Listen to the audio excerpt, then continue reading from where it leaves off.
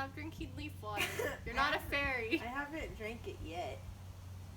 If I didn't have a mouth thing, then I would totally do that.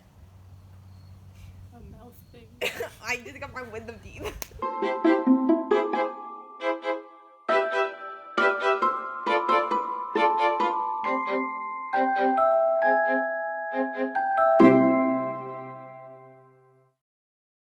Alright, well, hello and welcome back. This week I am super excited because I will be reviewing J.D. Niles' Neo Striker Shining.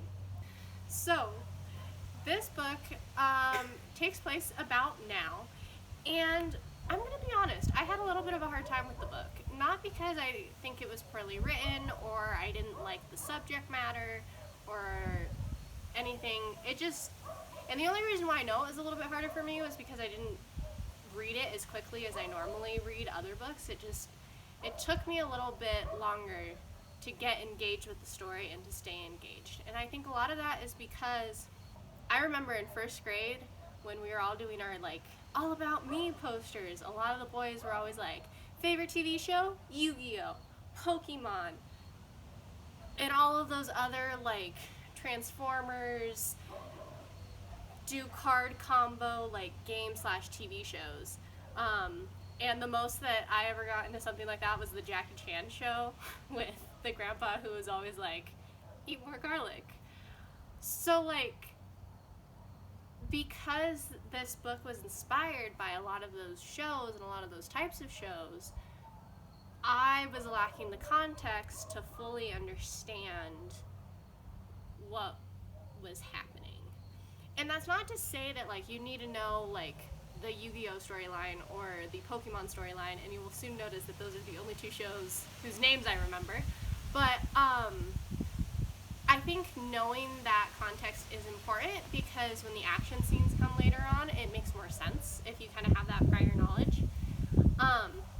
But basically this story follows this character David. He's a junior in high school, and he's kind of your typical high schooler, not a super fan of school, has an imagination, wants to hang out with his friends, kind of awkward with the girls, but there's a cute one and he's got his eye on her.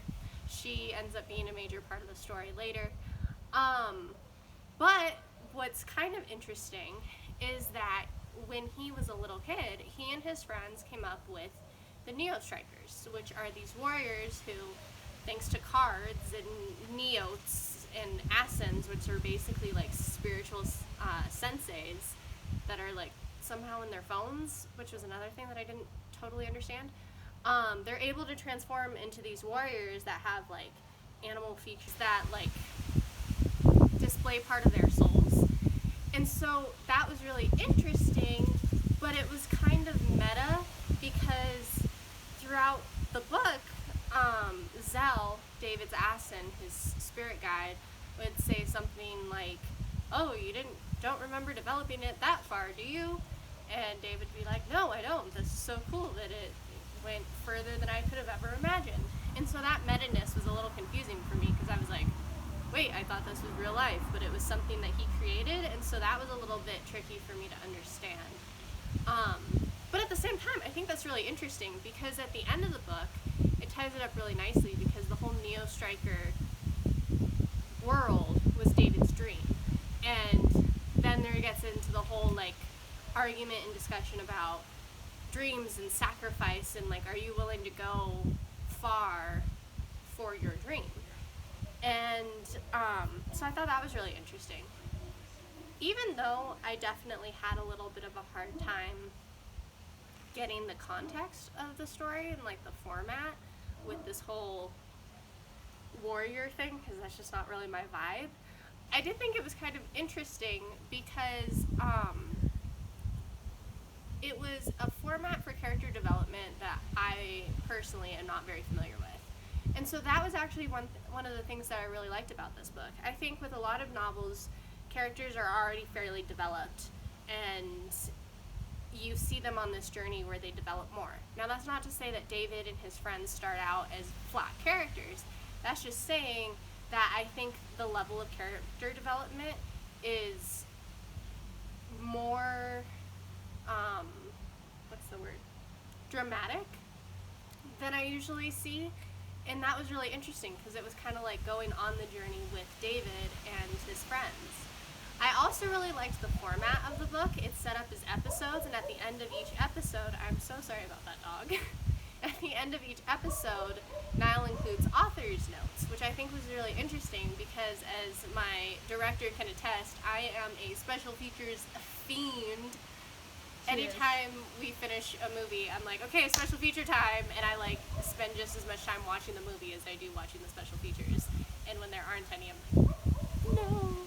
So that was really cool because not only did I get to see a little bit of background into what inspired like a certain scene or a certain chapter, you also got to read a little bit about Niall's thinking as he developed the book. Like, I thought it was really fascinating how he said, for example, like there was some scene that he really liked, but it had to be one of the darlings on the cutting room floor that then got to be adapted and used somewhere else. So I thought that was just really interesting to get that kind of insight into the author's process. That's kind of another thing. I think this would have been a really good book, better set for a more visual medium. Kind of like with working class superheroes, where I feel like superhero shows have a certain level of corniness that lend them better to TV shows, films, graphic comics, comic books. I think this is another really good example of where a comic book or a graphic novel would be interesting, because something else that I love with authors is when they're really detailed, and Niall is so descriptive, and the fight scenes were so intricate and nuanced and layered and captivating that I wanted to like actually see them. And I know that everyone, myself included, is like, oh, well, with books you gotta like make your own movie in your head.